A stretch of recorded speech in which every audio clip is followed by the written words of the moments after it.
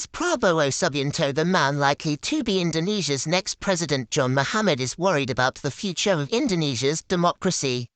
The activist played a key role in the student-led protests in 1998 that ended more than 30 years of hardline rule by former Indonesian leader Suharto and ushered in an era of democratic reform.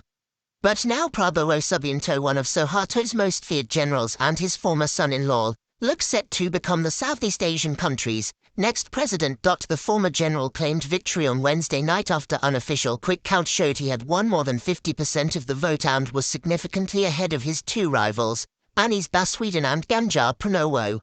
If Prabowo is president, it will embolden many people.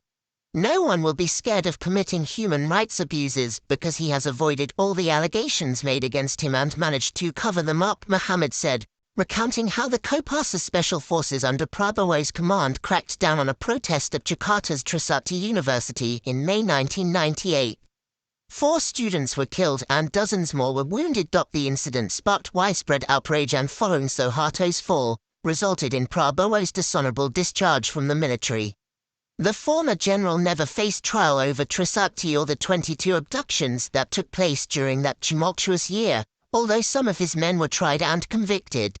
13 activists have never been found. For Mohammed, 72-year-old Prabowo's probable victory in Wednesday's election spells perilous times for Indonesia. It is so dangerous and Indonesia will become a very dark democracy with Prabowo in charge, he told Al Jazeera. Following orders. Born in 1951 in Jakarta, Prabowo is the son of prominent Indonesian economist Sumitro Djoko. He enrolled in the Indonesian Military Academy in 1970 and after graduation went on to join the elite Kopassus unit of the military. The general was a close ally of Suharto, having married the former leader's daughter Siti Hidayati Harahadi, popularly known as Titik Suharto, in 1983. The couple divorced 15 years later. By May of 1998, when anti-Chinese riots broke out across Indonesia, Prabowo was leading Kopassus. The riots, which human rights activists say were orchestrated by the military in order to divert attention from public anger against Suharto amid the Asian financial crisis and economic collapse, saw looters burn Chinese-owned businesses and carry out a campaign of terror that included hundreds of killings, beatings and mass rape of ethnic Chinese women. One female activist, who wished to remain anonymous for fear of reprisal, said many of those carrying out the rapes had been soldiers. One of the worst cases I handled was a Chinese girl who had been raped with a broken bottle. I am still traumatized by it all these years later, she said. Prabowo was widely believed to have been involved in instigating the riots, she said.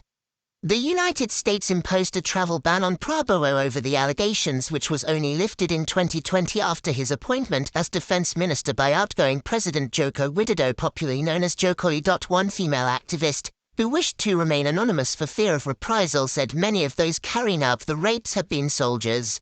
One of the worst cases I handled was a Chinese girl who had been raped with a broken bottle.